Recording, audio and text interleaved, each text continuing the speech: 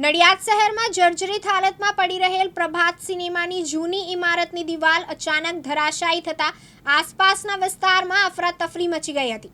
સદનસીબે કોઈ જાનહાનિ થઈ નથી। જોકે દિવાલ પડતા આસપાસ પાર્ક કરેલા વાહનોને નુકસાન પહોંચ્યું। સમગ્ર ઘટનાથી આસપાસના 70 થી 80 સ્થાનિકોમાં ભયનો માહોલ જોવા મળ્યો। દિવાલ ધરાશાયી થતા રહીશોને અવરજવર કરવામાં મુશ્કેલી પડી તો સ્થાનિક રહેવાસીઓએ બંધ પડેલી આ ઇમારતને તાત્કાલિક ધ્વસ્ત કરવા માંગ ઉઠાવી। તંત્ર સામે સ્થાનિકોનો રોષ જોવા મળ્યો। તાત્કાલિક ધોરણે દિવાલનો કાટમાળ કાઢવાની માંગ ઉઠી જેથી અવરજવર કરવામાં મુશ્કેલી ના સર્જાય। અમારા એક્ટિવા અહીંયા આગળ બિલ્ડિંગની બહાર પડ્યા હતા। આ જે બિલ્ડિંગ પડ્યું એ પ્રભાત ટોકીઝ કહેવાય છે, જે ઘણા વર્ષોથી બંધ છે અને જર્જરિત હાલતમાં છે।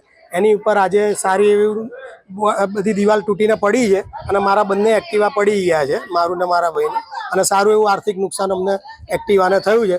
નસીબ અમારું એટલું સારું કે અમે એની આજુબાજુમાં નહોતા કે કોઈ પબ્લિક એ ટાઈમે ચાલતી નહોતી, એટલે કોઈને બીજી શારીરિક જાનહાનિ નથી થઈ એમ। પણ ભવિષ્યમાં આ ફરી નહીં થાય એની કોઈ ગેરંટી નથી, એટલે આનું કંઈક તાત્કાલિક નિરાકરણ થાય જેથી બધાની સેફટી જળવાયેલી રહે એમ, એવી અમારી ખાસ નમ્ર વિનંતી છે।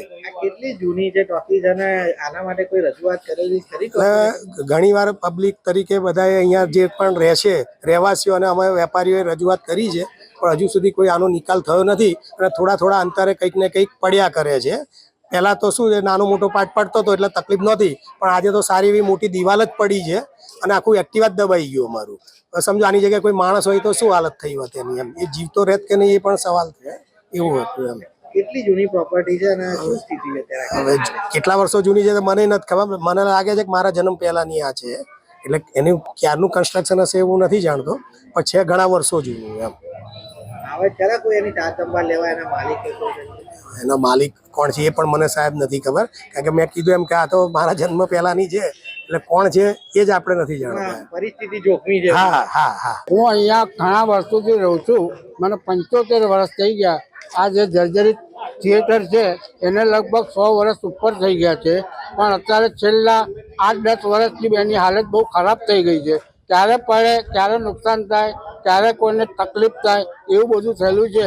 ઘણીવાર અમે અરજીઓ આપેલી છે, છતાં કોઈ આજ સુધી ધ્યાન આપ્યું નથી। હવે લગભગ આ પડવાની તૈયારી છે અને અહીંયા આગળ 60 થી 70 જણા અમે રહીએ છીએ। હિન્દુ ભાઈ બી રહે છે, મુસ્લિમ બી રહે છે। અમારો અવર જવાનો રસ્તો છે, ક્યારે પડે ક્યારે નુકસાન થાય કહી શકાય એવું છે નથી સાહેબ। તો તમારી ઘણી મહેરબાની, કોઈ હજુ સુધી આવ્યું નહીં, ક્યારે પડે કહી ના શકાય। તમે કોર્પોરેશન એને શું કહેવા માંગો છો?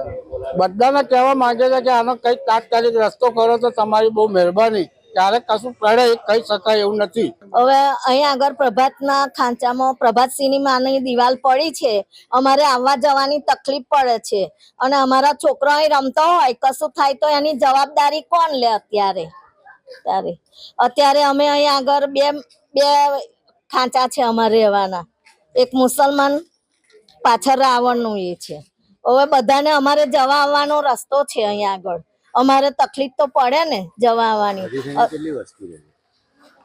કેટલી વસ્તી?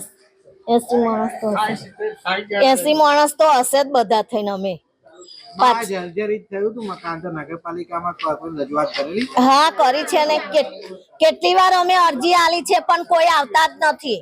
હવે અમારો છોકરો અહીં રમે છે તો કશું થાય તો એની જવાબદારી કોણ લેશે? કેટલા વાગે કેવી રીતે આખી ઘટના બની? આ 10 થી 10:30 ની અંદર આ પડ્યું છે। આ બે એક્ટિવાઓ દબાઈ ગઈ આ દુકાનવાળા ભાઈની। અત્યારે એમનું એક્ટિવા એ થયું છે તો કોણ ખર્ચો આલશે? તૃષાલ પંડ્યા, દિવ્યાંગ ન્યૂઝ, નડિયાદ, ખેડા।